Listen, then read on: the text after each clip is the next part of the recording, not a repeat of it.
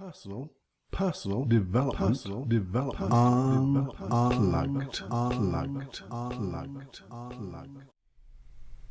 Hi everybody, this is Paul from Personal Development Unplugged and your 5-minute quickie podcast. And today I want to talk to you about something that, well, it's a reminder more than anything, because we've talked about stopping and pausing. But here's an add to that. Because the other day let's recap. My son Joseph Clough, has a lovely program online for personal development called Mind Mastery, in which he has real personal contact with everyone who joins. And they have a Facebook page, their own Mind Mastery Facebook page. And by the way, this is not an advert for him. It is a great program. Look at it if you want, but it's just an example of what happened. And one of the people on Mind Mastery was putting out a post saying they felt lethargic, they felt a little bit confused, and generally weren't feeling as good as they wanted to feel in the midst of carrying out the program. And it got me to think, and I actually answered their question or their statement by suggesting something. And it was not just stopping and pausing, because what happens sometimes, I think, when we're feeling not the way we want to feel, or things aren't just working, we push against it and we keep pushing.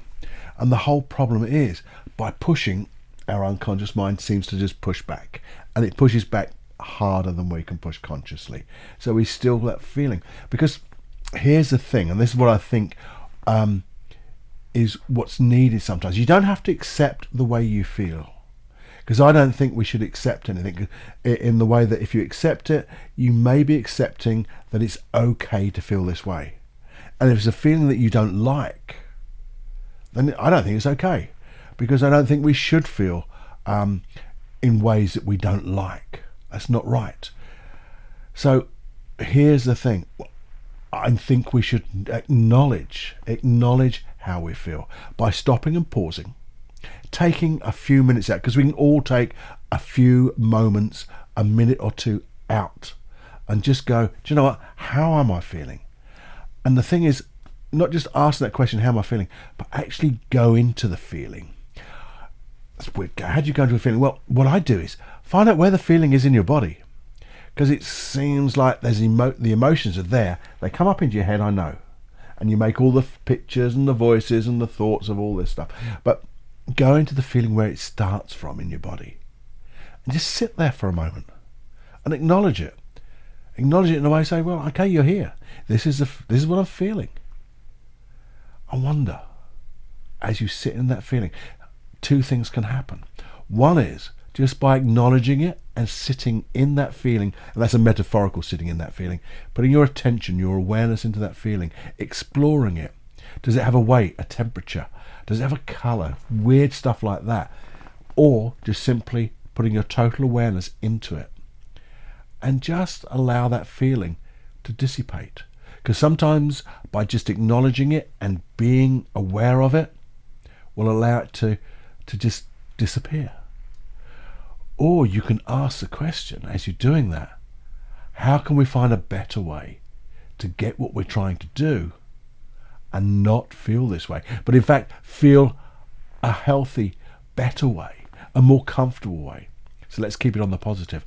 How can we get what we're trying to do and feel comfortable and feel good, feel safe, feel protected? Because there are 100 million trillion better ways to feel than that negative emotion, and get what your conscious mind and your unconscious mind want for you. So that's what I told this person. Slightly shorter version in my little thumbs on the text. But if you are feeling not quite so good as you want to, just stop for a moment, go inside, become aware of the feeling, and just acknowledge it. So, okay, you're here. Maybe just by sitting there, sometimes you learn what it's trying to do for you, and then you create a better way.